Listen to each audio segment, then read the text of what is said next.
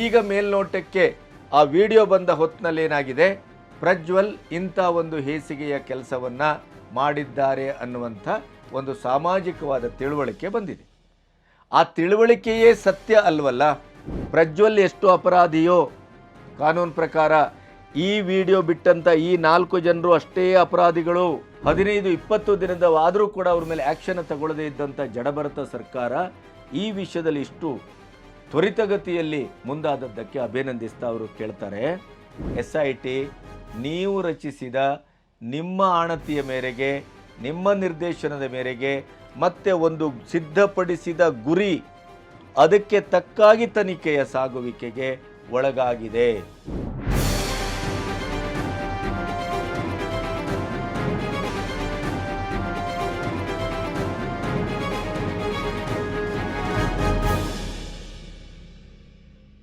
ನಮಸ್ತೆ, B Ganapati news ಚಾನಲ್ಗೆ ಸ್ವಾಗತ.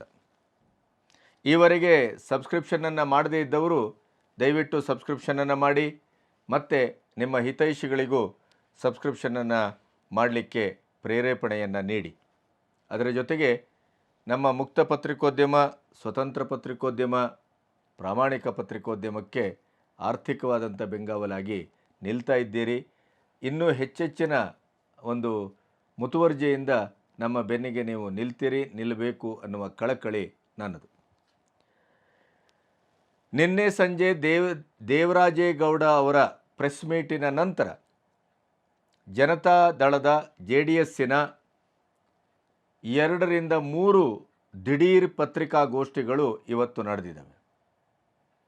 ಒಂದು GT ದೇವೇಗೌಡರ ನೇತೃತ್ವದಲ್ಲಿ ನಡೆದದ್ದನ್ನು ಕಳೆದ ಈ ವಿಡಿಯೋದಲ್ಲಿ ನಾನು ಪ್ರಸ್ತಾಪ ಮಾಡಿದ್ದೇನೆ. ಅದರ ನಂತರ ನಡೆದದ್ದು JDSನ ರಾಜ್ಯಾಧ್ಯಕ್ಷ ಕುಮಾರಸ್ವಾಮಿ ಅವರ ನೇತೃತ್ವದಲ್ಲಿ ಒಂದು ಸುದೀರ್ಘವಾದಂಥ ಪತ್ರಿಕಾಗೋಷ್ಠಿಯನ್ನು ಮಾಡಿದರು.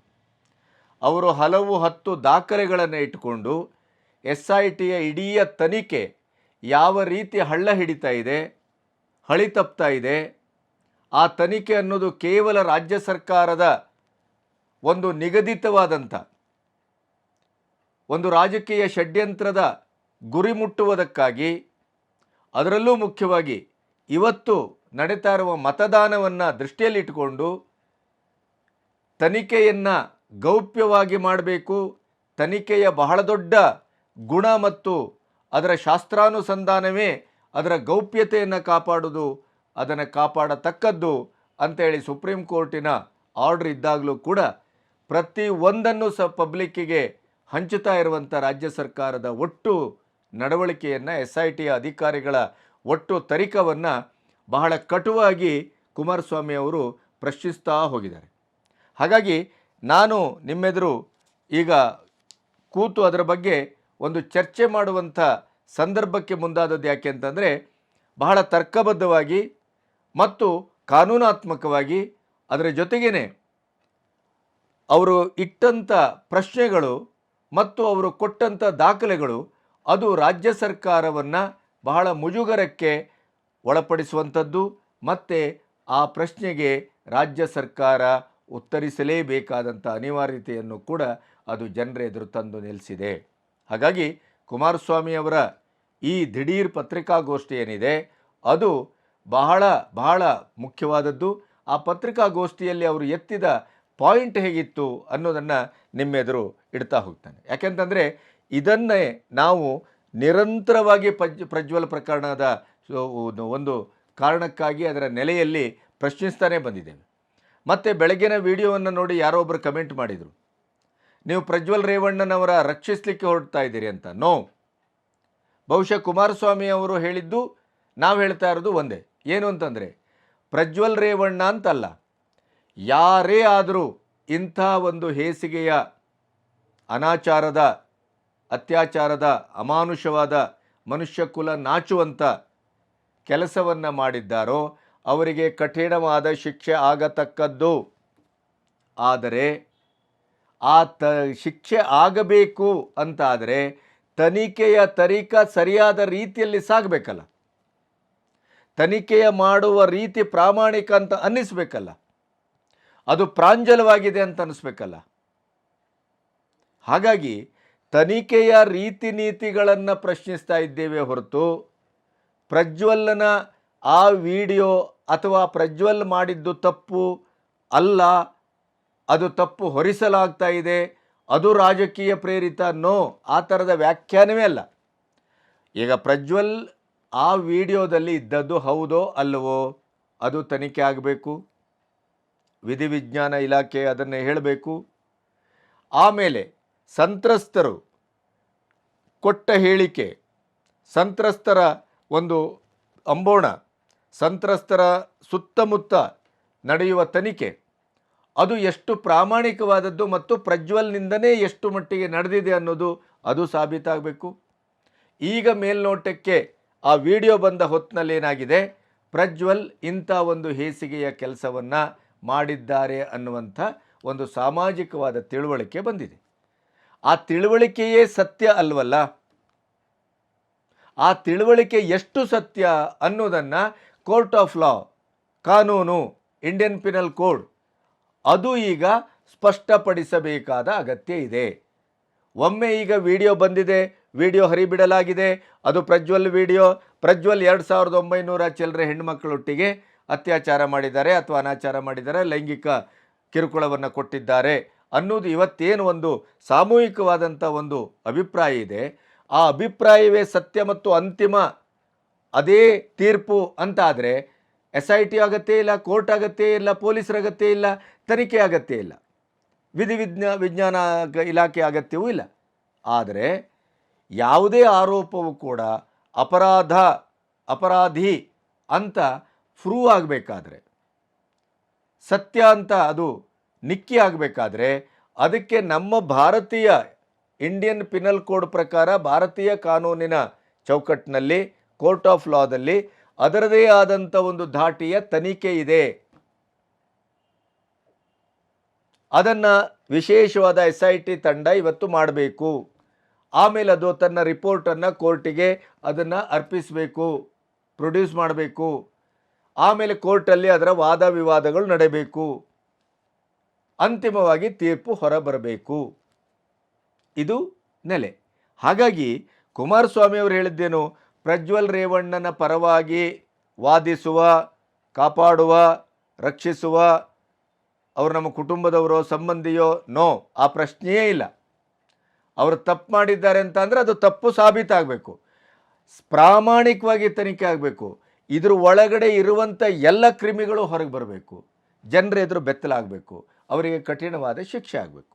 ಆದರೆ ನೀವು ರಾಜ್ಯ ಸರ್ಕಾರದವರು ಮಾಡ್ತಾ ಇರುವಂಥ ರೀತಿ ನೀತಿಗಳು ಆ ಪ್ರಾಮಾಣಿಕತೆಯನ್ನು ಹೊಂದಿಲ್ಲ, ಆ ಪ್ರಾಮಾಣಿಕತೆಯಿಂದ ಅದು ತನಿಖೆ ಆಗ್ತಾ ಇಲ್ಲ. ನಿನ್ನೆ ದೇವರಾಜೇಗೌಡರು ಹೇಳಿದರದ ಮುಂದುವರಿಕೆಯ ಭಾಗವಾಗಿ ಇವತ್ತು ಕುಮಾರಸ್ವಾಮಿ ಅವರು ಪತ್ರಿಕಾಗೋಷ್ಠಿಯನ್ನು ಮಾಡಿದರು. ಅದರಲ್ಲಿ ಏನೇನು ಹೇಳಿದರು ಅಂತಂದರೆ, ಮೊದಲನೇದಾಗಿ ಅವರು ಹೇಳ್ತಾ ಇರುವಂಥದ್ದು, ಈಗ ಹಾಸನದ JDS ಅಭ್ಯರ್ಥಿಯ ಎಲೆಕ್ಷನ್ ಏಜೆಂಟು ಪೂರ್ಣಚಂದ್ರ ತೇಜಸ್ವಿ 22ನೇ ತಾರೀಕು ಹಾಸನದ ಜಿಲ್ಲಾಧಿಕಾರಿ ಮತ್ತು ಪೊಲೀಸರಿಗೆ ಒಂದು ಅಧಿಕೃತವಾದ ಕಂಪ್ಲೇಂಟನ್ನು ಕೊಟ್ಟರು. 21ರ ರಾತ್ರಿ ಪ್ರಜ್ವಲ್ ರೇವಣ್ಣ ವಿಡಿಯೋ ನೋಡಲು ಈ ವಾಟ್ಸಪ್ ಚಾನಲ್ ಹಿಂಬಾಲಿಸಿ, ಪ್ರಜ್ವಲ್ ಅಶ್ಲೀಲ ವಿಡಿಯೋ ಬಿಡುಗಡೆಗೆ ಕ್ಷಣಗಣನೆ. ಇದು ಜಮೀರ್ ಅಹಮದ್ ಅವರ ಆಪ್ತ ನವೀನ್ ಗೌಡ ಅವರು ತನ್ನ ಮೊಬೈಲ್ನಲ್ಲಿ ಬಿಟ್ಟಂಥ ಒಂದು ಹೇಳಿಕೆ. 21ನೇ ತಾರೀಕು ರಾತ್ರಿ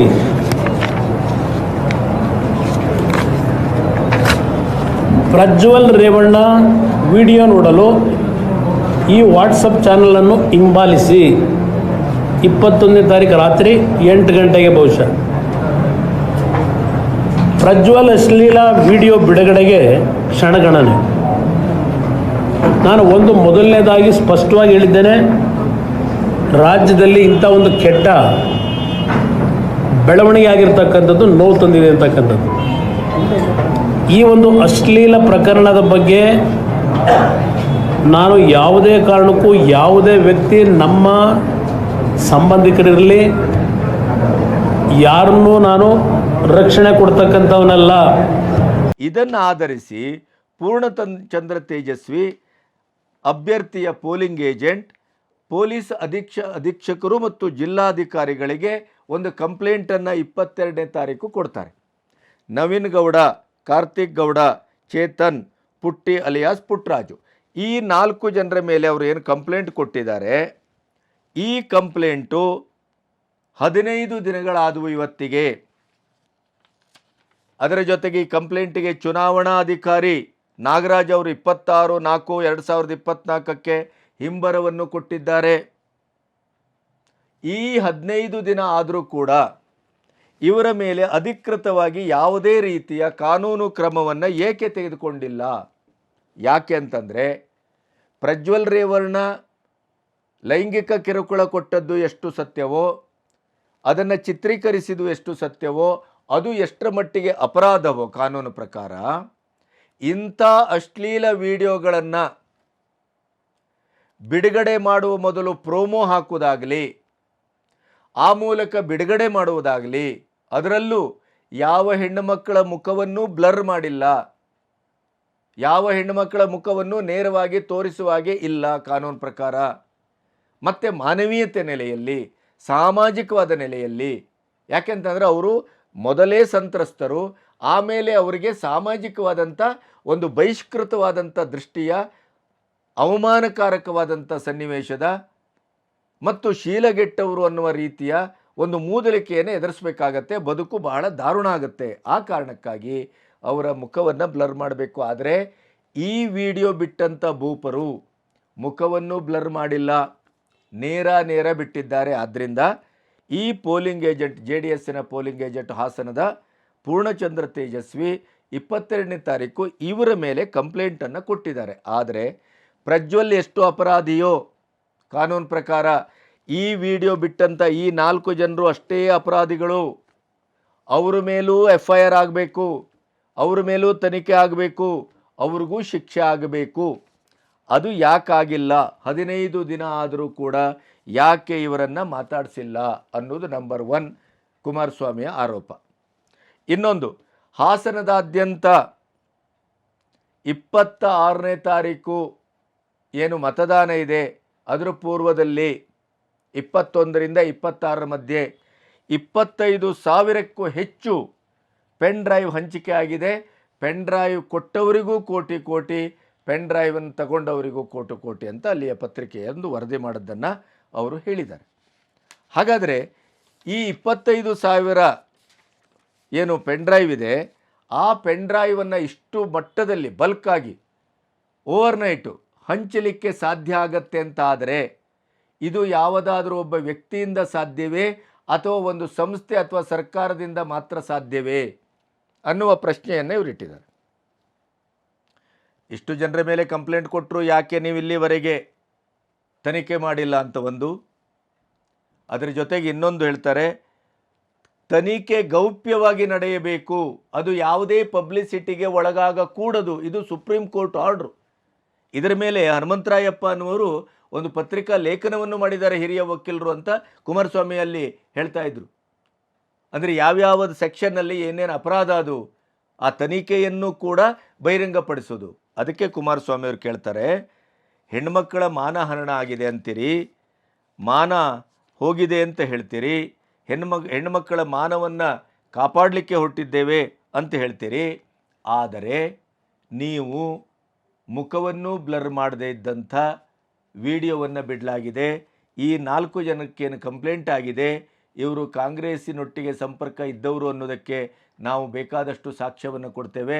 ನವೀನ್ ಗೌಡ ಯಾರು ಪ್ರೋಮೋ ಬಿಟ್ಟಿದ್ದ, ಅವನು ಜಮೀರ್ ಅಹಮದನ ಬಹಳ ಖಾಸಾ ದೋಸ್ತ ಅನ್ನೋದಕ್ಕೆ ಫೋಟೋವನ್ನು ಇತ್ಯಾದಿಯನ್ನು ಎಲ್ಲ ಅವರು ಬಿಡುಗಡೆ ಮಾಡಿದರು. ಮತ್ತು ನವೀನ್ ಗೌಡ ಮತ್ತು ಅದರ ಒಟ್ಟು ಆ ಇಡೀ 4 ಜನರ ಗ್ಯಾಂಗ್ನೊಟ್ಟಿಗೆ ಮಾತಾಡಿದ ವಿಡಿಯೋವನ್ನು ಕೂಡ ಕುಮಾರಸ್ವಾಮಿ ಅವರು ಬಿಡುಗಡೆ ಮಾಡಿದರು. ಅದರ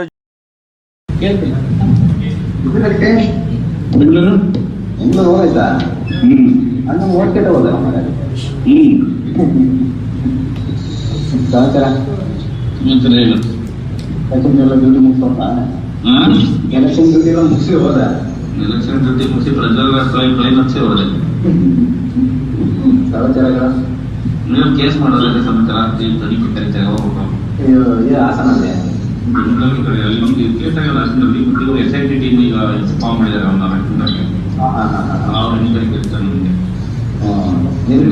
ಎವಿಡೆನ್ಸ್ ಎಲ್ಲ ರೆಡಿ ಮಾಡ್ಕೊಂಡು ಕೂತಿದ್ದೀನಿ ಯಾವಾಗ ಫೋನ್ ಮಾಡ್ತಾರೆ ಅಂತ. ಮತ್ತೆ ವಿಶೇಷಗಳು ನಮ್ಗೆ ಒಂದೇ ಒಂದು ವಿಡಿಯೋ ಸಿಗಲಿಲ್ಲ ನಮ್ಮ ಹತ್ರ ಅಂತ ಸಿಗಲ್ಲ, ಅವೆಲ್ಲ ನಮ್ದೇ ಪೆಂಡ್ರೆ ವಾಟ್ಸಪ್ ಬಿಡ್ಸಕ್ಕಿಲ್ಲ. ಆನ್ಗಳಿಗೆ ಪೆಂಡ್ರೆ ಕಳಿಸಿದ್ದೆ. ಆನ್ಗಳಿಗೆ ಯಾರ ಹತ್ರ ಕಳಿಸಿದ್ದೆ? ಆನ್ಗಳಲ್ಲಿ ಯಾರಿಗೆ? ಟೋಟಲ್ ನಮ್ಮ ಆನ್ಗಳೊಟ್ಟಿಗೆ ಹೊರಡು ಕಳಿಸಿದ್ದೀನಿ. ಆನ್ಗಳು ಯಾಕೆ ಕಳಿಸಿದ್ವಿ ಹೇಳೋ?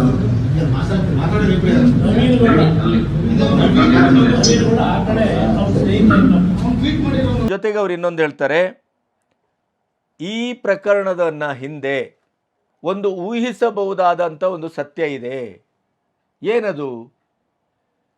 ಸಿದ್ದರಾಮಯ್ಯನವರು ಹೇಳ್ತಾರೆ, ಸೂರ್ಯಚಂದ್ರರ ಸಾಕ್ಷಿಯಾಗಿ ಈ ಬಾರಿ 3 JDSನ ಅಭ್ಯರ್ಥಿಗಳೂ ಕೂಡ ಗೆಲ್ಲುವುದಿಲ್ಲ, ಅದರಲ್ಲೂ ಕುಮಾರಸ್ವಾಮಿ ಅವರು ಗೆಲ್ಲುವುದಿಲ್ಲ, ಅವರು ಕೂಡ ಸೂರ್ಯಚಂದ್ರರ ಸಾಕ್ಷಿ ಇದು. ಹಾಗೆಯೇ ಕುಮಾರಸ್ವಾಮಿ ಅವರಿಗೆ DKಶಿ ಅವರು ಹೇಳ್ತಾರೆ, ಮಿಸ್ಟರ್ ಕುಮಾರಸ್ವಾಮಿ ನೀನು ಚುನಾವಣೆಯಲ್ಲಿ ಗೆಲ್ಲುವುದಿಲ್ಲ ಅಂತ ಇಷ್ಟು ಖಚಿತವಾಗಿ ಮುಖ್ಯಮಂತ್ರಿ ಮತ್ತು ಉಪಮುಖ್ಯಮಂತ್ರಿಗಳು ಹೇಳ್ತಾರೆ ಅಂತಾದರೆ ಅವರಿಗೆ JDS ಶಾಸಕರನ್ನು ಸೋಲಿಸುವ ಒಂದು ಮಹಾ ಅಸ್ತ್ರವೋ ಇನ್ನೊಂದೋ ಷಡ್ಯಂತ್ರವೋ ಅವರ ಕೈಯಲ್ಲಿ ಇದೆ ಅಂತ ನಾನು ಯಾಕೆ ಊಹಿಸಬಾರದು ಅಂತ ಕೇಳ್ತಾರೆ. ಅಂದರೆ ನೀವು ಸೋಲ್ತೀರಿ ಅನ್ನುವಂಥ ಒಂದು ಖಚಿತತೆ ನಿಮಗಿದೆ ಅಂತಾದರೆ, ಅಷ್ಟರ ಮಟ್ಟಿನ ಸೂರ್ಯಚಂದ್ರರ ಸಾಕ್ಷಿ ಅಂತೆಲ್ಲ ನೀವು ಹೇಳ್ತೀರಿ ಅಂತಾದರೆ, ಅದರ ನಂತರ ಈ ಪೆನ್ ಡ್ರೈವ್ ಬಿಡುಗಡೆ ಆಗ್ತದೆ ಅಂತಾದರೆ ಇದಕ್ಕಿರುವ ಸಂಬಂಧ ಏನು ಅನ್ನುವ ಪ್ರಶ್ನೆಯನ್ನು ಕೂಡ ಕುಮಾರಸ್ವಾಮಿ ಅವರು ಮುಂದಿಡ್ತಾರೆ. ನಮ್ಮ ಮುಖ್ಯಮಂತ್ರಿಗಳು ಒಂದು 100 ಬಾರಿ ಹೇಳಿದ್ದಾರೆ, ರಾಜ್ಯದ ಗೌರವಾನ್ವಿತ ಮುಖ್ಯಮಂತ್ರಿಗಳು ಈ ಬಾರಿ ಕುಮಾರಸ್ವಾಮಿ ಮತ್ತು JDSನ 4 ಅಭ್ಯರ್ಥಿಗಳು 3 ಅಭ್ಯರ್ಥಿಗಳು ಇದರಲ್ಲಿ ಭೂಮಿ ಮೇಲೆ ಸೂರ್ಯಚಂದ್ರರು ಹುಟ್ಟೋದು ಎಷ್ಟು ಸತ್ಯವೋ ಕುಮಾರಸ್ವಾಮಿ ಗೆಲ್ಲಿಕ್ಕೆ ಸಾಧ್ಯ ಇಲ್ಲ, JDS ಪಕ್ಷ ಗೆಲ್ಲಿಕ್ಕೆ ಸಾಧ್ಯ ಇಲ್ಲ. HD ಕುಮಾರಸ್ವಾಮಿ ಸೋಲಿನ ಭಯದಿಂದ ಮಂಡ್ಯಕ್ಕೆ ಬಂದಿದ್ದಾರೆ, ಅವರಿಗೆ ಇಲ್ಲೂ ಸೋಲು ಖಚಿತ, ಮುಖ್ಯಮಂತ್ರಿಗಳು ಪದೇ ಪದೇ ಹೇಳಿದ್ದಾರೆ. ಇದು ಯಾವ ರೀತಿ ಪ್ರಾರಂಭ ಆಗಿದೆ ಅನ್ನೋದಕ್ಕೆ ಅಷ್ಟೊಂದು ಧೈರ್ಯವಾಗಿ ಅವ್ರು ಹೇಳಬೇಕಾದ್ರೆ ಇದರೊಳಗೆ ಯಾರ್ಯಾರ ಪಾತ್ರ ಇದೆ, ಇದು ಪೆನ್ ಡ್ರೈವು, ಇದು ಸತ್ಯಾಂಶ ಹೊರಗೆ ಬರಬೇಕು. ಅದರ ಜೊತೆಗೆ ಮಹಿಳಾ ಆಯೋಗದ ಅಧ್ಯಕ್ಷೆ ನಾಗಲಕ್ಷ್ಮಿ ಚೌಧರಿಯವರು 26ಕ್ಕೆ ಚುನಾವಣೆ ಆಯಿತು, 25ಕ್ಕೆ ನಾಗಲಕ್ಷ್ಮಿ ಚೌಧರಿಯವರು ಮುಖ್ಯಮಂತ್ರಿಗಳಿಗೆ ಒಂದು ಮನವಿಯನ್ನು ಮಾಡ್ತಾರೆ. ಈ ಮನವಿಯನ್ನು ಕೂಡ ಪ್ರಶ್ನಿಸ್ತಾ ಹೋಗ್ತಾರೆ ಕುಮಾರಸ್ವಾಮಿ ಅವರು. ಯಾಕೆ ನೋಡಿ, ಒಂದು ವಿಶೇಷ ತನಿಖಾ ತಂಡವನ್ನು ನೀವು ರಚಿಸಬೇಕು ಅಂತ ಮನವಿ. ಕರ್ನಾಟಕ ರಾಜ್ಯ ಮಹಿಳಾ ಆಯೋಗದ ಅಧ್ಯಕ್ಷರಾದಂಥ ನಾಗಲಕ್ಷ್ಮಿ ಚೌಧರಿಯವರ ಮನವಿ ಇದು. ಆ ಮನವಿಯಲ್ಲಿ ಏನಿದೆ, ಅಮಾಯಕ ಹೆಣ್ಣು ಮಕ್ಕಳನ್ನು ಲೈಂಗಿಕ ಕ್ರಿಯೆಗೆ ಬಳಸಿಕೊಂಡು ಮೊಬೈಲ್ನಲ್ಲಿ ಖಾಸಗಿ ವಿಡಿಯೋ ಚಿತ್ರೀಕರಿಸಿಕೊಂಡು ಬ್ಲ್ಯಾಕ್ ಮೇಲ್ ಮಾಡುತ್ತಿರುವುದಾಗಿ ಸಮೂಹ ಮಾಧ್ಯಮದಲ್ಲಿ ಪ್ರಚಾರ ಆಗುತ್ತಿದೆ. ಆಮೇಲೆ ಅನೇಕ ಪ್ರಭಾವಿ ರಾಜಕಾರಣಿಗಳು ಅನೇಕ ಮಹಿಳೆಯರನ್ನು ಲೈಂಗಿಕವಾಗಿ ಬಳಸಿಕೊಂಡದ್ದನ್ನು ತನಿಖೆಗೆ ಒಳಪಡಿಸಿ ಚಿತ್ರೀಕರಣ ಮಾಡಿದ ವ್ಯಕ್ತಿ ಮತ್ತು ಅದನ್ನು ಸಾರ್ವಜನಿಕಗೊಳಿಸಿದ ಅಥವಾ ಸಾರ್ವತ್ರಿಕಗೊಳಿಸಿದ ವ್ಯಕ್ತಿಯನ್ನೂ ಕೂಡ ತನಿಖೆಗೆ ಒಳಪಡಿಸುವ ಮೂಲಕ ಮಹಿಳೆಯರ ಘನತೆ ಅಸ್ತಿತ್ವಕ್ಕೆ ಹಾನಿ ಮಾಡುವವರನ್ನು ಶೀಘ್ರವೇ ಪತ್ತೆ ಹಚ್ಚಬೇಕು ಅಂತ ಇವರು ಮನವಿ ಮಾಡ್ತಾರೆ. ಈ ಮನವಿಗೆ ಬಹುಶಃ ಇದು ಇತಿಹಾಸ ಅಂತ ಅನಿಸ್ತದೆ. 26ಕ್ಕೆ ಮನವಿ ಆಗಿದೆ, 26ರ ರಾತ್ರಿ ಅಂದರೆ 27ರ ಹೊತ್ತಿಗೆ ಮುಖ್ಯಮಂತ್ರಿಗಳು ಎಕ್ಸಲ್ಲಿ ಟ್ವೀಟ್ ಮಾಡ್ತಾರೆ. ಆಯೋಗದ ಅಧ್ಯಕ್ಷರ ಮನವಿಗೆ ಸಂಬಂಧಿಸಿ ಈ ನಿರ್ಣಯವನ್ನು ಕೈಗೊಳ್ಳಲಾಗಿದೆ. ಪ್ರಜ್ವಲ್ ರೇವಣ್ಣ ಅಶ್ಲೀಲ ವಿಡಿಯೋಕ್ಕೆ ಸಂಬಂಧಿಸಿ ವಿಶೇಷ ತನಿಖಾ ತಂಡ ರಚಿಸಲು ಸರ್ಕಾರ ತೀರ್ಮಾನಿಸಿದೆ. ಇದನ್ನೇ ಪ್ರಶ್ನೆ ಮಾಡಿದ್ದು ಕುಮಾರಸ್ವಾಮಿ ಅವರು. 25ನೇ ತಾರೀಕು ನಮ್ಮ ನಾಗಲಕ್ಷ್ಮಿ ಚೌಧರಿ ಅಧ್ಯಕ್ಷರು ಕರ್ನಾಟಕ ರಾಜ್ಯ ಮಹಿಳಾ ಆಯೋಗ ಇವರು ಮುಖ್ಯಮಂತ್ರಿಗಳಿಗೆ 25/4 ಒಂದು ಪತ್ರ ಬರೆದರು, ವಿಶೇಷ ತನಿಖಾ ತಂಡವನ್ನು ರಚನೆ ಮಾಡಿ ಅಂತೇಳಿ. ಅದ್ರಲ್ಲಿ ಕಂಪ್ಲೇಂಟಲ್ಲಿ ಏನು ಹೇಳ್ತಾರೆ, ಅಮಾಯಕ ಹೆಣ್ಣು ಮಕ್ಕಳನ್ನು ಲೈಂಗಿಕ ಕ್ರಿಯೆಗೆ ಬಳಸಿಕೊಂಡು ಮೊಬೈಲ್ನಲ್ಲಿ ಖಾಸಗಿ ವಿಡಿಯೋವನ್ನು ಚಿತ್ರೀಕರಿಸಿಕೊಂಡು ಬ್ಲ್ಯಾಕ್ ಮೇಲ್ ಮಾಡುತ್ತಿರುವುದಾಗಿ ಸಮೂಹ ಮಾಧ್ಯಮದಲ್ಲಿ ಪ್ರಚಾರವಾಗುತ್ತಿದೆ. ಅಲ್ಲದೆ ಪ್ರಭಾವಿ ರಾಜಕಾರಣಿಗಳು ಅನೇಕ ಮಹಿಳೆಯರನ್ನು ಲೈಂಗಿಕವಾಗಿ ಪ್ರಭಾವಿ ರಾಜಕಾರಣಿಗಳು ಅಂದರೆ ಎಷ್ಟು ಜನ ಹೆಸರಿಲ್ಲ ಅಲ್ಲಿ. ರಾಜಕಾರಣಿಗಳು ಅಂತಕ್ಕಂಥದ್ದು ಒಬ್ಬರಿಂದ 100 ಜನ ಬೇಕಾದರೂ ಆಗ್ಬೋದಲ್ವ ರಾಜಕಾರಣಿಗಳು. ಇಡೀ ರಾಜ್ಯದಲ್ಲಿ ನಡೀತಾ ಇರತಕ್ಕಂಥದ್ದು ಹೇಳಿದ್ರು, ಬರೀ ಹಾಸನ ಜಿಲ್ಲೆ ಪೆಂಡ್ರೈವ್ ಬಗ್ಗೆ ಹೇಳಿದ್ರು. ಇದರಲ್ಲಿ ಆಮೇಲೆ ಸೆಕೆಂಡ್ ಪ್ಯಾರಾದಲ್ಲಿದೆ ಅದು. ಇಲ್ಲೇನು ಹೇಳ್ತಾರೆ ಸೆಕೆಂಡ್ ಪ್ಯಾರಾದಲ್ಲಿ, ಸಾರ್ವಜನಿಕಗೊಳಿಸಿದ ವ್ಯಕ್ತಿಯನ್ನು ಇಲ್ಲಿ ಚಿತ್ರೀಕರಣ ಮಾಡಿದ ವ್ಯಕ್ತಿ ಮತ್ತು ಅದನ್ನು ಸಾರ್ವಜನಿಕಗೊಳಿಸಿದ ವ್ಯಕ್ತಿಯನ್ನು ತನಿಖೆಗೆ ಒಳಪಡಿಸುವ ಮೂಲಕ ಮಹಿಳೆಯರ ಘನತೆ ಹಾಗೂ ಅಸ್ತಿತ್ವಕ್ಕೆ ಹಾನಿ ಉಂಟು ಮಾಡುತ್ತಿರುವವರನ್ನು ಶೀಘ್ರವಾಗಿ ಪತ್ತೆ ಹಚ್ಚಲು ವಿಶೇಷ ತನಿಖಾ ತಂಡವನ್ನು ರಚನೆ ಮಾಡಿ ಅಂತ. ಒಂದು, ನೇಹಾ ಪ್ರಕರಣದಲ್ಲಿ ಬೇಕಾಬಿಟ್ಟಿ ಹೇಳಿಕೆಗಳನ್ನು ಕೊಟ್ಟು ಪ್ರಾಥಮಿಕವಾದಂಥ ಪ್ರಥಮ ಹಂತದಲ್ಲಿ ಆ ಭೀಭತ್ಸ ಕೊಲೆ, ಮನುಷ್ಯ ಕುಲವೇ ತಲೆ ತಗ್ಗಿಸುವಂಥ ಕೊಲೆ, ಇಂಥ ಒಂದು ಕೊಲೆ ಹಾಡೆ ಹಗಲು ಶಾಲಾ ಕಾಲೇಜಿನ ಆವರಣದಲ್ಲಿ ನಡೆದರೂ ಕೂಡ ಅದನ್ನೂ ಕೂಡ ಸರ್ಕಾರ, ಮುಖ್ಯಮಂತ್ರಿಗಳು, ಉಪಮುಖ್ಯಮಂತ್ರಿಗಳು, ಗೃಹ ಮಂತ್ರಿಗಳು ಯವರು ಎಲ್ಲರೂ ತಮ್ಮ ತಮ್ಮ ರಾಜಕೀಯ ಬೇಳೆ ಬೇಯಿಸಿಕೊಳ್ಳುವುದಕ್ಕೆ, ತಮ್ಮ ತುಷ್ಟೀಕರಣದ ರಾಜಕಾರಣಕ್ಕೆ ಯಾವ ರೀತಿ ಬೇಕೋ ಆ ರೀತಿ ಕ್ಷುಲ್ಲಕವಾದಂಥ ಮನುಷ್ಯನೇ ಹೇಸಿಗೆ ಪಡುವಂಥ ಹೇಳಿಕೆಗಳನ್ನು ಕೊಟ್ಟು ಆಮೇಲೆ ಅವರಿಗೆ ಸಮಾಧಾನ ಪಡಿಸುವ, ಆಮೇಲೆ ಅದಕ್ಕೆ ನಾವು ವಿಶೇಷವಾದಂಥ ಕೋರ್ಟನ್ನು ರಚಿಸ್ತೇವೆ ಅಂತ ಹೇಳುವ ಈ ಎಲ್ಲ ಕೆಲಸ ಮಾಡಿದಂಥ ಸನ್ಮಾನ್ಯ ಮುಖ್ಯಮಂತ್ರಿಗಳು ಮಹಿಳಾ ಆಯೋಗದ ನಾಗಲಕ್ಷ್ಮಿ ಚೌಧರಿಯವರು ಮನವಿ ಮಾಡಿಕೊಂಡ 24 ಗಂಟೆ ಒಳಗಡೆ ಅಲ್ಲ 16 ಗಂಟೆಯ ಒಳಗಡೆ ಎಕ್ಸ್ನಲ್ಲಿ ಟ್ವೀಟ್ ಮಾಡಿ ಪ್ರಜ್ವಲ್ ರೇವಣ್ಣ ಅಶ್ಲೀಲ ವಿಡಿಯೋಕ್ಕೆ ಸಂಬಂಧಿಸಿ ವಿಶೇಷ ತನಿಖಾ ತಂಡ SITಯನ್ನು ನಾವು ರಚಿಸ್ತಾ ಇದ್ದೇವೆ ಅಂತ ಹೇಳಿದ್ರಲ್ಲ. ಶಹಬಾಸ್ ಅಂದರು ಅವರು, ಕುಮಾರಸ್ವಾಮಿ ಅಭಿನಂದಿಸ್ತೇನೆ ಅಂದರು. ಯಾಕೆಂದರೆ ಒಂದಿಷ್ಟು ತ್ವರಿತವಾಗಿ ಸ್ಪಂದಿಸಿದ್ರಲ್ಲ ನೀವು. ಆ ಹೆಣ್ಣು ಮಗಳ ಕಗ್ಗೊಲೆಗೂ ಸ್ಪಂದಿಸಲಿಲ್ಲ, ಅಥವಾ ಬೇರೆ ಬೇರೆ ಯಾವ ಪ್ರಕರಣದಲ್ಲೂ ನೀವು ಸ್ಪಂದಿಸಿಲ್ಲ. ಇಲ್ಲೇ ಪಾಕಿಸ್ತಾನಕ್ಕೆ ಜಿಂದಾಬಾದ್ ಅಂತ ಹೇಳಿದ ಶಕ್ತಿ ಕೇಂದ್ರದಲ್ಲಿ ಆಮೇಲೆ ಅದು ಸಂಪೂರ್ಣ ಅವ್ರು ಹೇಳಿದ್ದೇ ಸತ್ಯ ಅನ್ನೋದು ವಿಜ್ಞಾನ ಆಯೋಗದಿಂದ ಅಥವಾ ಇಲಾಖೆಯಿಂದ ಬಂದ ಮೇಲೂ ಕೂಡ 15-20 ದಿನದ ಆದರೂ ಕೂಡ ಅವ್ರ ಮೇಲೆ ಆ್ಯಕ್ಷನ್ ತಗೊಳ್ಳದೇ ಇದ್ದಂಥ ಜಡಭರತ ಸರ್ಕಾರ ಈ ವಿಷಯದಲ್ಲಿ ಇಷ್ಟು ತ್ವರಿತಗತಿಯಲ್ಲಿ ಮುಂದಾದದ್ದಕ್ಕೆ ಅಭಿನಂದಿಸ್ತಾ ಅವರು ಕೇಳ್ತಾರೆ, ಮಹಿಳಾ ಆಯೋಗದ ಅಧ್ಯಕ್ಷರ ಮನವಿಯಲ್ಲಿ ಏನಿತ್ತು, ಪ್ರಭಾವಿ ರಾಜಕಾರಣಿಗಳು ಅಂತಂದ್ರೆ ಅವರು ಕೇವಲ JDS ಪಕ್ಷದವರೇ ಆಗಬೇಕಾಗಿಲ್ವಲ್ಲ, ಎಲ್ಲ ಪಕ್ಷದಲ್ಲೂ ಇರ್ಬೋದು. ಪ್ರಭಾವಿ ರಾಜಕಾರಣಿಗಳು ಅಂತ ಅವರು ಇಲ್ಲಿ ಮೆನ್ಷನ್ ಮಾಡಿದ್ದಾರೆ. ಪ್ರಜ್ವಲ್ ರೇವಣ್ಣ ಅಂತ ಹೇಳಲಿಲ್ಲ. ಪ್ರಜ್ವಲ್ ರೇವಣ್ಣನ ಹೆಸರೇ ಮನವಿಯಲ್ಲಿ ಇಲ್ಲ. ಆ ಮನವಿಯ ಕಾಪಿಯನ್ನು ತೋರಿಸಿದರು.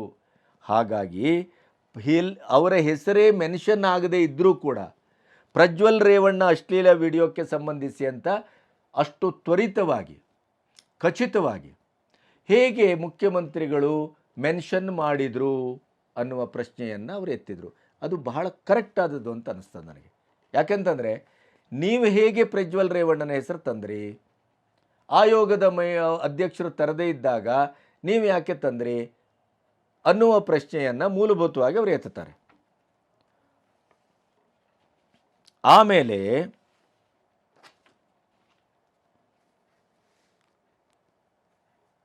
ಇನ್ನೊಂದು ಬಹಳ ಮುಖ್ಯವಾದಂಥ ಮಾತನ್ನು, ಬಹಳ ಮುಖ್ಯವಾದಂಥ ಪಾಯಿಂಟನ್ನು ಅವರು ಎತ್ತುತ್ತಾರೆ.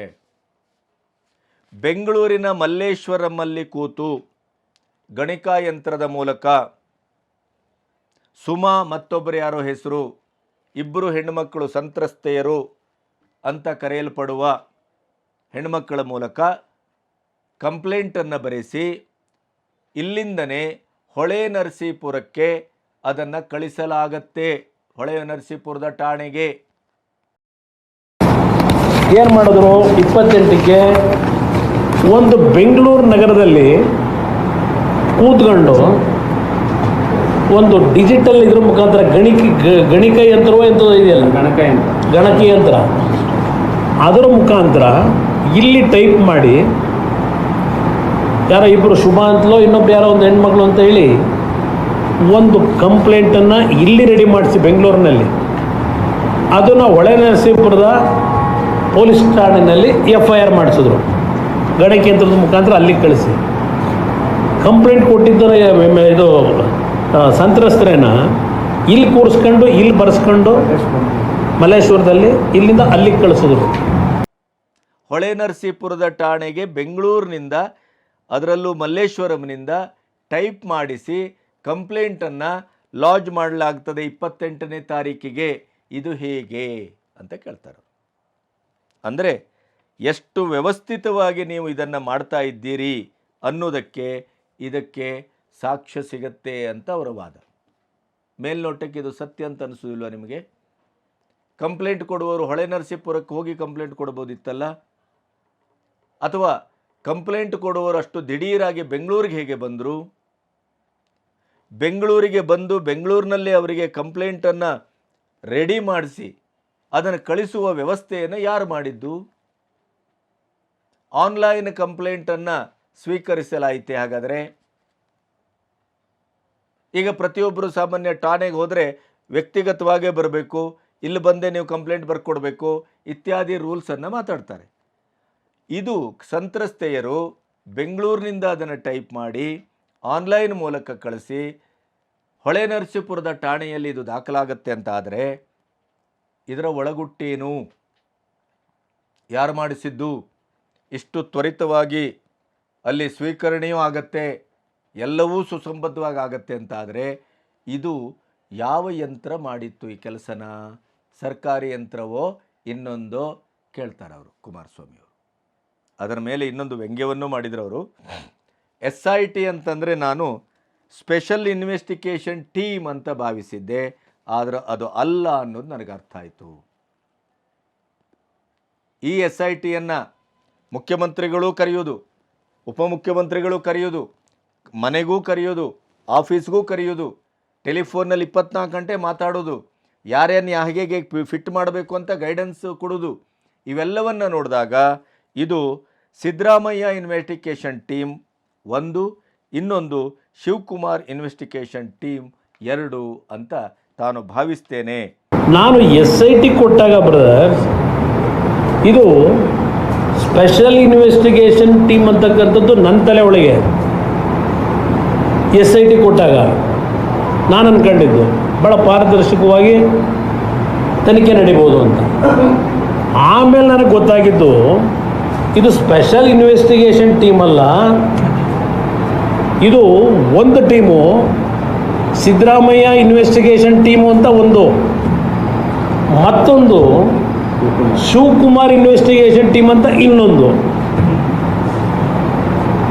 ಇದು ಸ್ಪೆಷಲ್ ಇನ್ವೆಸ್ಟಿಗೇಷನ್ ಟೀಮ್ ಇವರ ಇಬ್ಬರ ನೇತೃತ್ವದಲ್ಲಿ ಅವರ ಹಿತಾಸಕ್ತಿಗೆ ಮತ್ತು ಅವರ ಕಾಂಗ್ರೆಸ್ಸಿನ ಹಿತಾಸಕ್ತಿಗೆ ಸಂಬಂಧಪಟ್ಟು ಅದು ಆಗ್ತಾ ಇದೆ. ಆದ್ದರಿಂದ ತನ್ನ ಆಗ್ರಹ ಏನು ಅಂತಂದರೆ ಈ ಎರಡೂ ವ್ಯಕ್ತಿಗಳೊಟ್ಟಿಗೆ, ಮುಖ್ಯಮಂತ್ರಿ ಮತ್ತು ಉಪಮುಖ್ಯಮಂತ್ರಿ ಇವರೊಟ್ಟಿಗೆ ಆದಂಥ ಕಾಲ್ ರೆಕಾರ್ಡ್ ಏನಿದೆ SIT ಅಧಿಕಾರಿಗಳೊಟ್ಟಿಗೆ ಅದು ಪಬ್ಲಿಕ್ ಆಗಬೇಕು.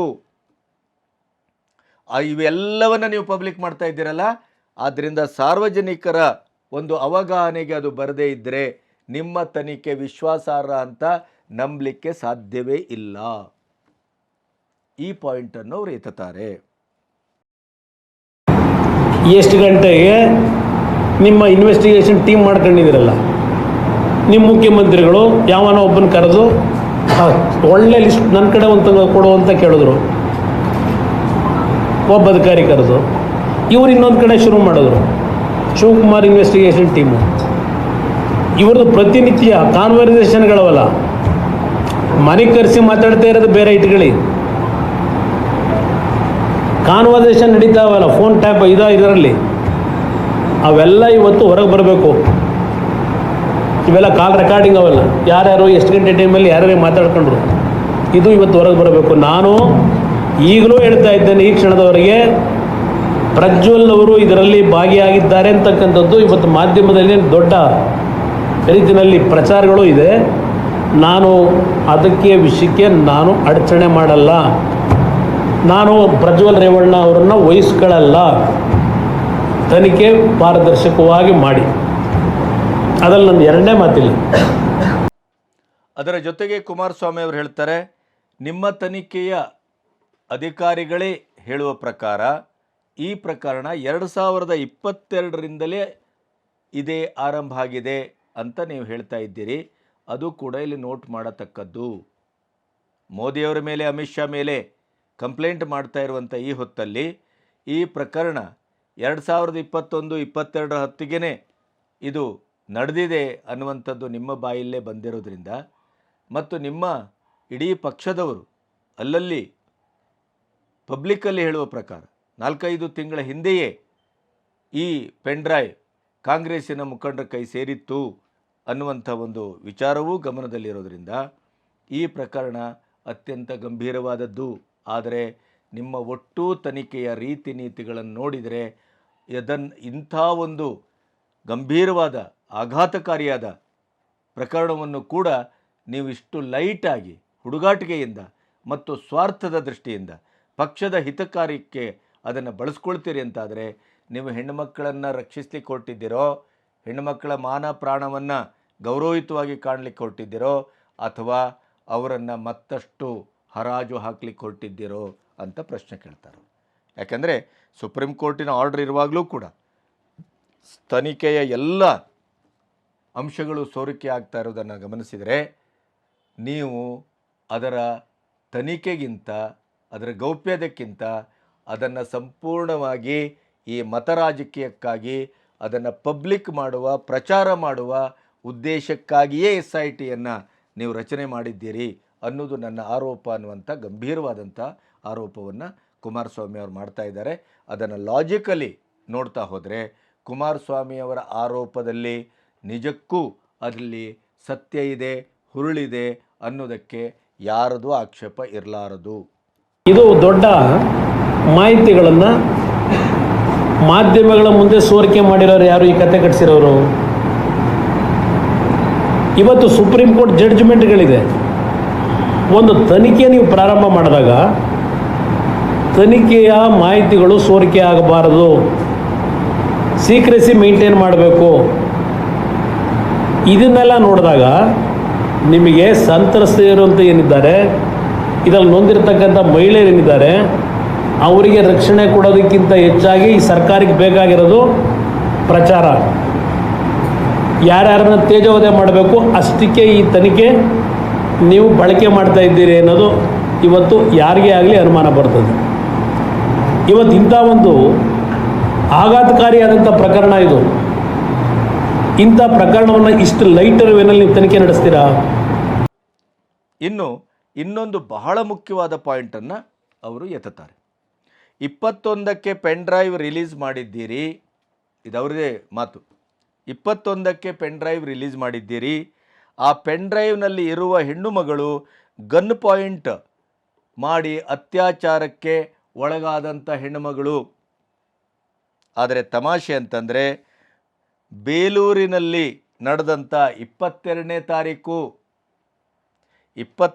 ತಾರೀಕಿನಂದು ಬೇಲೂರಿನಲ್ಲಿ ನಡೆದ ಚುನಾವಣಾ ಪ್ರಚಾರದ ಸಭೆಯಲ್ಲಿ ಆ ಗನ್ ಪಾಯಿಂಟಿನ, ಅಂದರೆ 3 ವರ್ಷಗಳ ಕಾಲ ಗನ್ ತೋರಿಸಿ ನನ್ನ ಮೇಲೆ ಅತ್ಯಾಚಾರ ಆಗಿದೆ ಅಂತ ಕಂಪ್ಲೇಂಟನ್ನು ಯಾವ ಹೆಣ್ಣುಮಗಳು ಮಾಡಿದ್ದಾಳೋ, ಅಥವಾ ಪೆನ್ ಡ್ರೈವ್ನಲ್ಲಿ ಯಾವ ಹೆಣ್ಣುಮಗಳು ಮುಖ ಕಾಣಿಸಿಕೊಂಡಿದೆಯೋ, 21ನೇ ತಾರೀಕಿಗೆ ಬಿಡುಗಡೆ ಆದಂಥ ಪೆನ್ ಡ್ರೈವ್ನಲ್ಲಿ ಅದೇ ಹೆಣ್ಣುಮಗಳು 22ನೇ ತಾರೀಕು ಬೇಲೂರಿನಲ್ಲಿ ನಡೆದಂಥ ಚುನಾವಣಾ ಪ್ರಚಾರ ಸಭೆಯಲ್ಲಿ ಪ್ರಜ್ವಲ್ ರೇವಣ್ಣನ ಪಕ್ಕದಲ್ಲೇ ಕೂತಿದ್ದಾಳೆ. ಆ ವಿಡಿಯೋವನ್ನು, ಆ ಫೋಟೋವನ್ನು ಅವರು ಪಬ್ಲಿಷ್ ಮಾಡಿದರು. ಯಾರು? ಕುಮಾರಸ್ವಾಮಿ ಅವರು. ಚುನಾವಣಾ ಪ್ರಚಾರ ಸಭೆಯಲ್ಲಿ ಇದೇ ನಮ್ಮ ಇಂಥ ಒಂದು ಆಘಾತಕಾರಿಯಾದಂಥ ಪ್ರಕರಣ ಇದು. ಇಂಥ ಪ್ರಕರಣವನ್ನು ಇಷ್ಟು ಲೈಟರ್ ವೇನಲ್ಲಿ ನೀವು ತನಿಖೆ ನಡೆಸ್ತೀರಾ? ಇದು ಈ ತನಿಖೆಯಲ್ಲಿ ಬರ್ಕೊಂಡಿದ್ದೀರಿ 2022ರಲ್ಲೋ ಏನೋ ಈ ಪ್ರಕರಣ ಆಗಿದೆ ಅಂತ ಹೇಳಿದೆಲ್ಲ ನಾನು ಅದೆಲ್ಲ ಕತೆ ಹೇಳಲಿಕ್ಕೆ ಹೋಗೋದಿಲ್ಲ. ಇಲ್ಲಿ ಈ ಒಂದು ವರದಿ ನೀವೇನು ಈಗ ಮಾಡ್ಕೊಂಡಿದ್ದೀರಿ 2ನೇ ತಾರೀಕು 3ನೇ ತಾರೀಕು ಮಾಡಿದ್ದೀರಿ ಕಂಪ್ಲೇಂಟ್. ಇದು ನಾನು ಈ ಕಂಪ್ಲೇಂಟ್ ಕೊಟ್ಟಿರ್ತಕ್ಕಂಥ ಹೆಣ್ಣುಮಗಳು ತಗೊಂಡಿದ್ದೀರಲ್ಲ, 21ಕ್ಕೆ ಪೆನ್ ಡ್ರೈವ್ ರಿಲೀಸ್ ಮಾಡಿದ್ದೀರಲ್ಲ, 22ನೇ ತಾರೀಕು ಬೇಲೂರಿನಲ್ಲಿ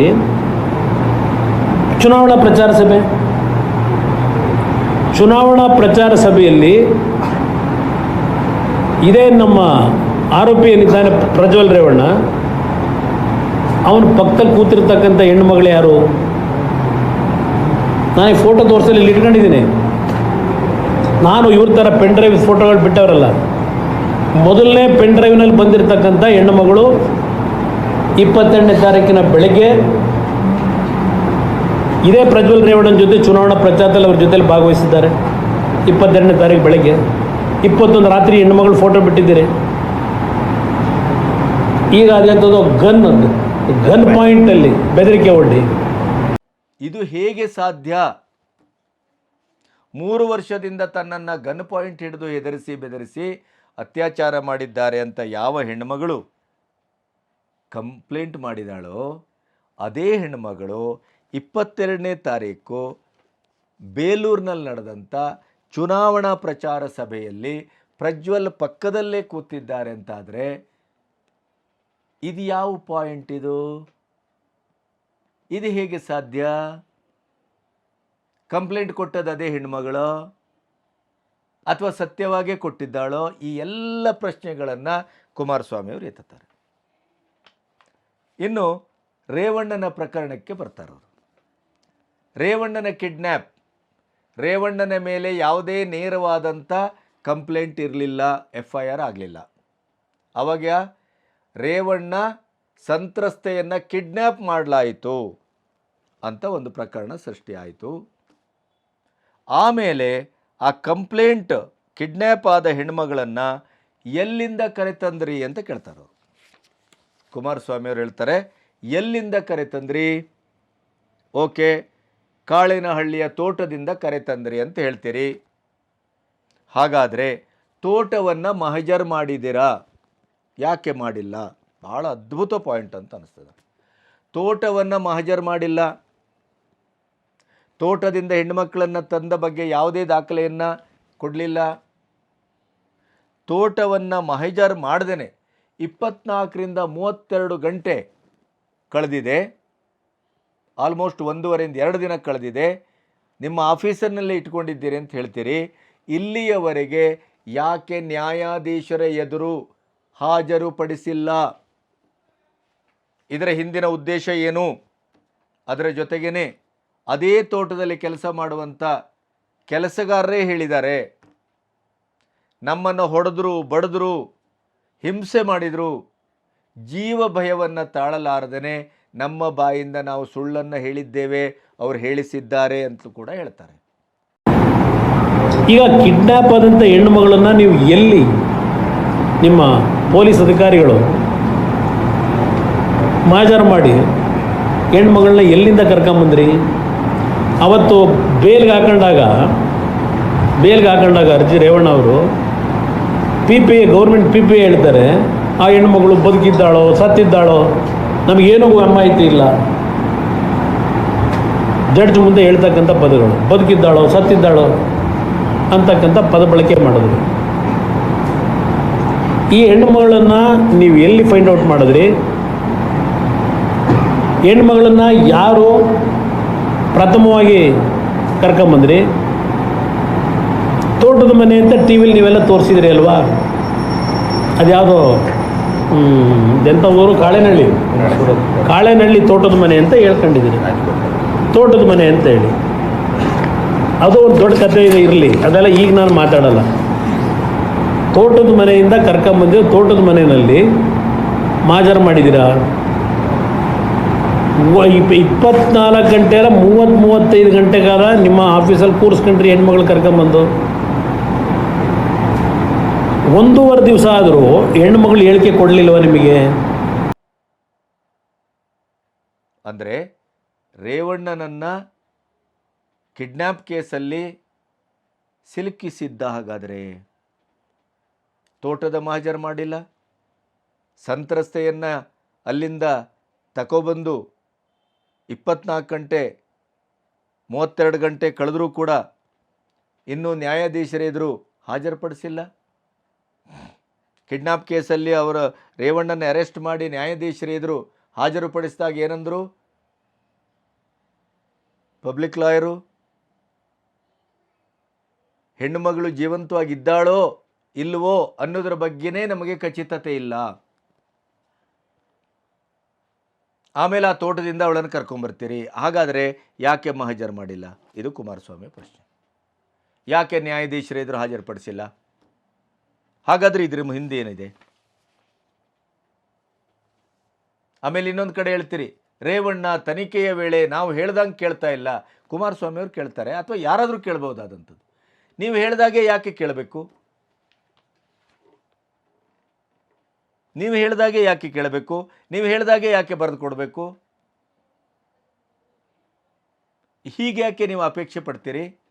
ಈ ಥರದ ಪ್ರಶ್ನೆಗಳಿದೆಯಲ್ಲ, ಇದಕ್ಕೆ ನಿಜವಾಗಿಯೂ ಹೇಳಬೇಕು ಅಂದರೆ SIT ಅವರು ಉತ್ತರಿಸಬೇಕು. ಸರ್ಕಾರದ ಮುಖ್ಯಮಂತ್ರಿಗಳು ಸಿದ್ದರಾಮಯ್ಯನವರು ಉತ್ತರಿಸಬೇಕು. DK ಶಿವಕುಮಾರ್ ಅವರು ಉತ್ತರಿಸಬೇಕು. ಆಮೇಲೆ ಎದ್ನೋ ಬಿದ್ನೋ ಅಂತ ಎಲ್ಲ ವಿಷಯಗಳಿಗೂ ತುರ್ಕೆ ಬಾಯಿ ಥರ ತಾಮುಂದು ಅಂತ ಏನು ಹೇಳಿಕೆ ಕೊಡುವಂಥ ಕೆಲವು ಸಚಿವರಿದ್ದಾರಲ್ಲ, ಅವರೆಲ್ಲ ಎಲ್ಲಿ ಹೋದರು? ಕುಮಾರಸ್ವಾಮಿಯವರ ಈ ಪ್ರಶ್ನೆಗೆ ಉತ್ತರವನ್ನು ಕೊಡಬೇಕು. ಸಾರ್ವಜನಿಕರು ಅತ್ಯಂತ ಗಂಭೀರವಾಗಿ ಗೊಂದಲಕ್ಕೀಡಾಗಿದ್ದಾರೆ. ಕುಮಾರಸ್ವಾಮಿಯವರ ಈ ಪ್ರಶ್ನೆಗಳಿಂದ ತನಿಖೆ ಸರಿಯಾದ ದಾರಿಯಲ್ಲಿ ಸಾಗ್ತಾ ಇಲ್ಲ ಅನ್ನುವ ಕಾರಣಕ್ಕಾಗಿಯೇ ಕುಮಾರಸ್ವಾಮಿಯವರಾಗಲಿ ಅಥವಾ ಬೇರೆ ಬೇರೆ ವ್ಯಕ್ತಿಗಳಾಗಲಿ ಯಾಕೆ ಇದನ್ನು CBIಗೆ ವಹಿಸಬೇಕು ಅಂತ ಹೇಳ್ತಾ ಇದ್ದಾರೆ ಅಂತಂದರೆ, ಈ ಎಲ್ಲ ಕಾರಣಕ್ಕಾಗಿ ದೇವರಾಜೇಗೌಡರಿಂದ ಹಿಡಿದು ಪ್ರತಿಯೊಬ್ಬರು. ಯಾಕೆಂದರೆ SIT ನೀವು ರಚಿಸಿದ ನಿಮ್ಮ ಆಣತಿಯ ಮೇರೆಗೆ, ನಿಮ್ಮ ನಿರ್ದೇಶನದ ಮೇರೆಗೆ, ಮತ್ತೆ ಒಂದು ಸಿದ್ಧಪಡಿಸಿದ ಗುರಿ, ಅದಕ್ಕೆ ತಕ್ಕಾಗಿ ತನಿಖೆಯ ಸಾಗುವಿಕೆಗೆ ಒಳಗಾಗಿದೆ. ಇದು ಕುಮಾರಸ್ವಾಮಿಯವರ ಟೋಟಲಿ ಆರೋಪ.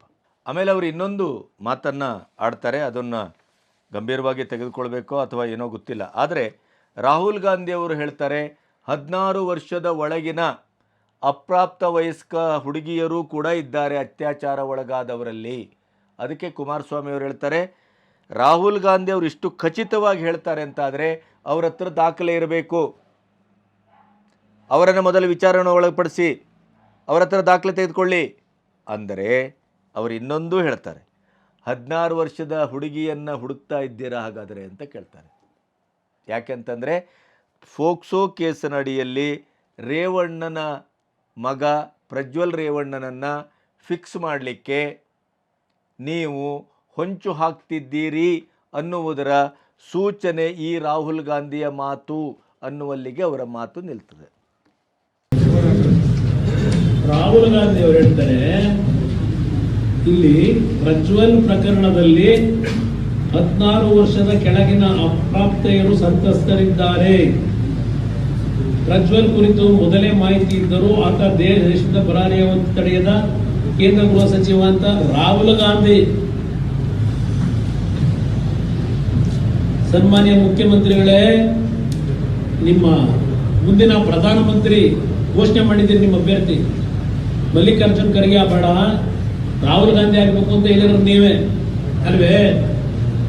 16 ವರ್ಷದ ಕೆಳಗಿನ ಅಪ್ರಾಪ್ತೆಯರು ಸಂತ್ರಸ್ತರಿದ್ದಾರೆ ಅಂತೇಳಿ ನಿಮ್ಮ ರಾಹುಲ್ ಗಾಂಧಿ ಈ ಹೇಳಿಕೆ ಕೊಟ್ಟಿದ್ದಾರಲ್ಲ, ಯಾವ ಆಧಾರದ ಮೇಲೆ ನಿಮ್ಮ ರಾಹುಲ್ ಗಾಂಧಿ ಹೇಳಿಕೆ ಕೊಟ್ಟ? ತನಿಖೆ ಕರೆದ್ರ ರಾಹುಲ್ ಗಾಂಧಿನ? ಇಲ್ಲಿವರೆಗೆ 16 ವರ್ಷದ ಹೆಣ್ಮಕ್ಳು ಪೋಸ್ಕೋ ಕೇಸ್ ಹಾಕಿದ್ರೆ ಜೀವ ಪರ್ಯಂತ ಜೈಲಿಗೆ ಕಳಿಸ್ಬೋದು, ನಡೆಸ್ತಾ ಇದ್ದಾರಲ್ಲ, ಹುಡುಕ್ತಾ ಇದ್ದೀರಿ 16 ವರ್ಷದ, ಗೊತ್ತು ನನಗೆ, ಅದು ನನಗೆ ಮಾಹಿತಿ ಕೊಟ್ಟಿದ್ದಾರೆ. 16 ವರ್ಷದ ಹೆಣ್ಮಕ್ಳನ್ನ ಯಾರನ್ನಾದ್ರೂ ಹುಡುಕಿ ಪೋಸ್ಕೋ ಕೇಸ್ ಹಾಕ್ಬೇಕು ಅಂತ ಹೇಳಿ ಹೊರಟಿದ್ದೀರಪ್ಪ. ಇಲ್ಲಿ ಹೇಳಿದ್ರು 400 ಮಹಿಳೆಯರ ಮೇಲೆ ಪ್ರಜ್ವಲ್ ಅತ್ಯಾಚಾರ. ಡೈರೆಕ್ಟ್ ಫಿಗರ್ ಹೇಳಿ ನೇರವಾಗಿ ಹೇಳ್ತಾ ಇದ್ದಾರೆ ಆಗಿದೆ ಅಂತ ಹೇಳಿ. ನೋಡಿ, ಇದು ಎಲ್ಲಿಂದ ಎಲ್ಲಿವರೆಗೆ ಹೋಗ್ತಾ ಇದೆ ಅನ್ನೋದನ್ನು ನಾವು ಅರ್ಥ ಮಾಡ್ಕೋಬೇಕು. ಕುಮಾರಸ್ವಾಮಿಯವರ ಪ್ರೆಸ್ ಮೀಟು ಬಹಳ ಮುಖ್ಯವಾದಂಥ, ಯಾಕೆಂದರೆ ಅವರು ಕೇಳ್ತಾರೆ, ಆ 4 ಜನರ ಮೇಲೆ ಕಂಪ್ಲೇಂಟ್ ಕೊಟ್ಟು 15ರಿಂದ 17 ದಿನ ಕಳೆದಿದೆ, ನೀವು ಅವರನ್ನು ಅಧಿಕೃತವಾಗಿ ಅವ್ರ ಮೇಲೆ FIR ಹಾಕಿಲ್ಲ, ಅವರನ್ನು ಮುಟ್ಟಲಿಲ್ಲ. ಕಾರ್ತಿಕ್ ಗೌಡ ಮತ್ತು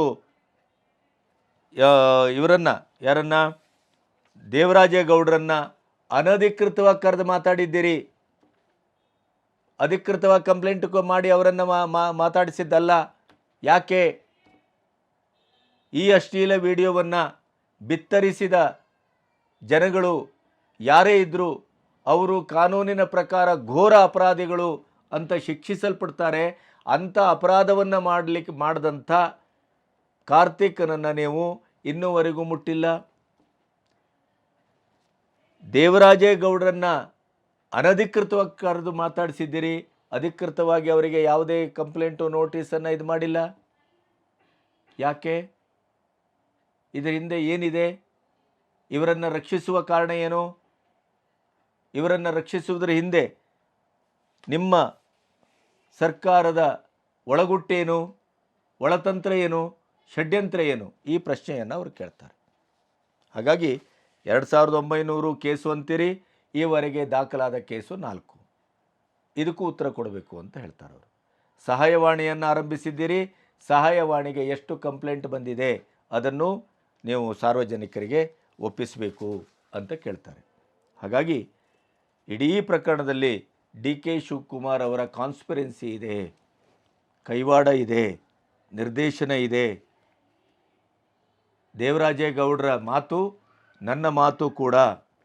ಹಾಗಾಗಿ ನೈತಿಕತೆ ಅಂತಿದ್ದರೆ, ನೀವು ಒಂದು ತಾಯಿಯ ಗರ್ಭದಿಂದ ಬಂದವರು, ನಿಮ್ಮ ಮನೆಯಲ್ಲೂ ಹೆಣ್ಣುಮಕ್ಕಳಿದ್ದಾರೆ, ಮಹಿಳೆಯರ ಬಗ್ಗೆ ಗೌರವ, ಪ್ರೀತಿ, ವಿಶ್ವಾಸ ಇದೆ ಅನ್ನೋದು ಕಿಂಚಿತ್ತಾದರೂ ಇದ್ದರೆ ತಕ್ಷಣ DK ಶಿವಕುಮಾರನ್ನು ಕ್ಯಾಬಿನೆಟಿಂದ ಉಚ್ಚಾಟಿಸಬೇಕು ಸಿದ್ದರಾಮಯ್ಯನವರೇ ಅನ್ನುವಂಥ ಒಂದು ಚಾಲೆಂಜನ್ನು ಕುಮಾರಸ್ವಾಮಿ ಅವರು ಇಟ್ಟಿದ್ದಾರೆ. ಕೊನೆಗೆ ಅವರು ಪ್ರೆಸ್ ಮೀಟಿನ ಕೊನೆಯಲ್ಲಿ ಹೇಳ್ತಾರೆ, ಇಂಥ ಚಟುವಟಿಕೆಗಳನ್ನು, ಇಂಥ ವಿಡಿಯೋಗಳನ್ನು, ಪೆನ್ಡ್ರೈವ್ಗಳನ್ನು, ಸಿಡಿಗಳನ್ನು ಮಾಡುವುದರಲ್ಲಿ DK ಶಿವಕುಮಾರ್ ಮಹಾ ಎಕ್ಸ್ಪರ್ಟ್ ಅನ್ನುವಂಥ ಮಾತನ್ನು ಆಡ್ತಾರೆ. ಅದರ ಒಂದಿಷ್ಟು ದಾಖಲೆಗಳು ನನ್ನ ಹತ್ರ ಇದೆ, ಮುಂದಿನ ದಿನಗಳಲ್ಲಿ ಅದನ್ನು ಬಿಡುಗಡೆ ಮಾಡ್ತೇನೆ. DK ಶಿವಕುಮಾರ್ ಅಂತ ಕರೆದು ಅವರಿಗೆ ವಾರ್ನ್ ಮಾಡುವ ಮಟ್ಟಕ್ಕೆ ಕುಮಾರಸ್ವಾಮಿ ಅವರ ಪ್ರೆಸ್ ಮೀಟು ಮುಂದುವರಿತದೆ. ಕುಮಾರಸ್ವಾಮಿ ಅವರ ಪ್ರೆಸ್ ಮೀಟನ್ನು ಇಟ್ಟುಕೊಂಡು ಇಷ್ಟೊತ್ತು ನಾನು ಯಾಕೆ ಮಾತಾಡಿದೆ ಅಂತಂದರೆ, ಈ CIT ತನಿಖೆ ಹಾದಿ ತಪ್ತಾ ಇದೆ ಅಂತ ನಾನು ಆರಂಭದಿಂದ ಹೇಳ್ತಾ ಬಂದಿದ್ದೆ. ಹಾದಿ ತಪ್ಪಿಸ್ತಾ ಇದ್ದಾರೆ, ಹಾದಿ ತಪ್ತಾ ಇದೆ, ಅಥವಾ ತಪ್ಪು ಹಾದಿಯಲ್ಲೇ ಹೋಗಲಿಕ್ಕೆ ನಿರ್ದೇಶನವನ್ನು ಕೊಡಲಾಗ್ತಾ ಇದೆ. ಹಾಗಾಗಿ ಪ್ರಜ್ವಲ್ ರೇವಣ್ಣ ತಪ್ಪಿತಸ್ಥ ಅಂತಾದರೆ ಅವರಿಗೆ ನೇಣಿಗೆ ಹಾಕಬೇಕು, ಅದರ ಪ್ರಶ್ನೆ ಬೇರೆ. ಆದರೆ ಆ ತನಿಖೆ ಯಾವ ದಿಕ್ಕಿನಲ್ಲಿ ಸಾಗ್ತಾ ಇದೆ? ಶುದ್ಧವಾಗಿ ತನಿಖೆ ಆಗಬೇಕು. ಇಂಥ ಪ್ರಕರಣ ಮರುಕಳಿಸಕೂಡದು. ಅದರಲ್ಲೂ ಹೊಸ ತಲೆಮಾರಿನ, ಯುವ ತಲೆಮಾರಿನ ಒಬ್ಬ ರಾಜಕಾರಣಿ, ಇಂಥ ರಾಜಕಾರಣಿಯೇ ಹಾದಿ ತಪ್ಪಿದರೆ ಮುಂದಿನ ಭವಿಷ್ಯದ ರಾಜಕೀಯದ ಪರಿಸ್ಥಿತಿ ಏನು? ದೇಶದ ಒಟ್ಟು ಆಡಳಿತ ಮಾಡುವಂಥ ಕೈಗಳ ಪರಿಸ್ಥಿತಿ ಏನು? ಇಂಥ ಚಾರಿತ್ರ್ಯಹೀನರ ಕೈಯಲ್ಲಿ ಇಡೀ ದೇಶದ ಆಡಳಿತದ ಚುಕ್ಕಾಣಿ ಕೊಡಬೇಕೆ ನಾವು? ಆದ್ದರಿಂದ ಇದನ್ನು ಈಗಲೇ ಚೂಟ್ ಹಾಕಬೇಕು, ಈಗಲೇ ಉಗ್ರ ಶಿಕ್ಷೆ ಆಗಬೇಕು. ಅಂಥ ಶಿಕ್ಷೆ ಆದಾಗಲೇ ಮುಂದೆ ಇಂಥ ಪ್ರಕರಣ ಮರುಕಳಿಸದೆ ಇದ್ದ ಹಾಗೆ ಎಚ್ಚರಿಕೆ ವಹಿಸುವ ಎಚ್ಚರಿಕೆ ಗಂಟೆಯಾಗಿ ಈ ಪ್ರಕರಣ ಮೊಳಗತಕ್ಕದ್ದು. ಆದ್ದರಿಂದಲೇ CBI ಕೊಡಿ. SITಯಿಂದ ಇದಾಗೋದಿಲ್ಲ. ಯಾಕೆಂತಂದರೆ SIT ಸರ್ಕಾರದ ನಿಯಂತ್ರಣದಲ್ಲಿದೆ. ಅದಕ್ಕೆ ಬೇಕಾದಷ್ಟು ಪುರಾವೆಗಳನ್ನು ಕುಮಾರಸ್ವಾಮಿ ಅವರು ಇಟ್ಟಿದ್ದಾರೆ. ಅದನ್ನು ನಿಮ್ಮೆದುರು ಒಂದಿಷ್ಟು ವಿಶ್ಲೇಷಣೆ ಮಾಡುವ ಮೂಲಕ SIT ಅನ್ನುವ ಬೆದರುಗೊಂಬೆಯನ್ನು ಇಟ್ಟುಕೊಂಡು ಏನೆಲ್ಲ ರಾಜಕೀಯ ಮಾಡಲಿಕ್ಕೆ ಸಾಧ್ಯ ಇದೆಯೋ ಅದೆಲ್ಲವನ್ನೂ ಅಧಿಕಾರ ರಾಜಕಾರಣ ಮಾಡ್ತಾ ಇದೆ ಅನ್ನೋದನ್ನು ನಿಮ್ಮೆದುರು ಹೇಳಬೇಕಾಗಿತ್ತು. ನಮಸ್ತೆ.